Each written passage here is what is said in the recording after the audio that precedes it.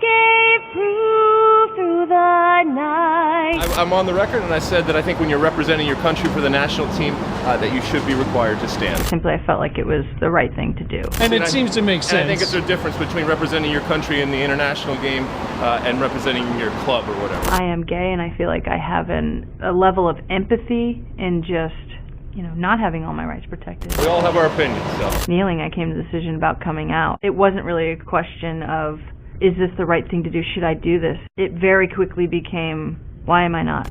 Alexi Lalas is a graduate of the United States men's national team. He is a soccer analyst for Fox Sports and has suffered the ultimate shot no man ever in their years of existence wants to take. Full disclosure, I like Alexi. I've interviewed him previously. He's a pro's pro. I know nowadays sometimes the national anthem is viewed as background noise or as a reminder to some about the real problems that we have as a country, but I look at it as a unique moment. He's just really wrong on this subject. When we come together, we honor and we celebrate being citizens of the greatest country in the world, and I think that it is a tradition that should be preserved. Megan Rapinoe, a member of the LGBTQ community, was the first white athlete to kneel after Colin Kaepernick's protest. Kaepernick, like Rapinoe, see and experience a far different America than Alexi Lalas. Quite honestly, being gay, I have stood with my hand over my heart during the national anthem and felt like I haven't had my liberties protected, so I can absolutely sympathize with that feeling, said Rapinoe.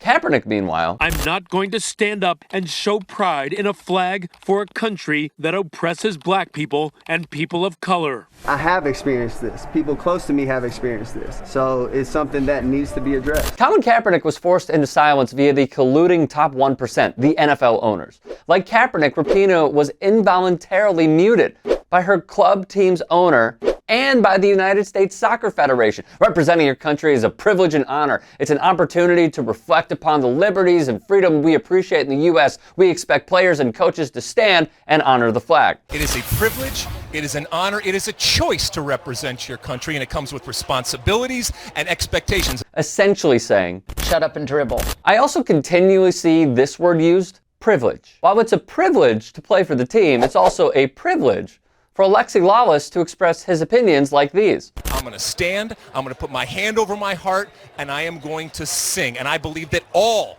U.S. national team players should be required to do that, because just because we live in the land of the free doesn't mean that we are free to do anything that we want. Sort of like the First Amendment states freedom of speech, the freedom to express oneself like Rapinoe has done and Kaepernick has done previously. I have never served in the military. I have represented my country on the field, and I know that pales in comparison to the men and women in our armed forces that serve our country and some who have paid that ultimate price. Of course, the pivot, reminiscent of when somebody disrespects our flag, to say, get that son of a bitch off the field right now, out, he's fired.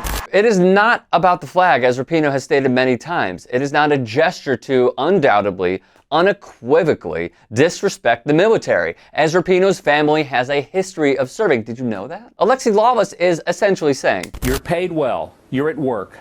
We stand for the national anthem. If you want to protest and march in the streets on your time, do whatever you want to do. You're an American and you can do that, and I respect that. I just don't respect it during the institution of the playing of the national anthem. Look, protest is not going with the crowd. It is not shutting up and dribbling. It is not a contrived act. It invokes a deeper thinking through uncomforting methodology in hopes of sparking a change for the greater good and stamping a time in history when said change was made.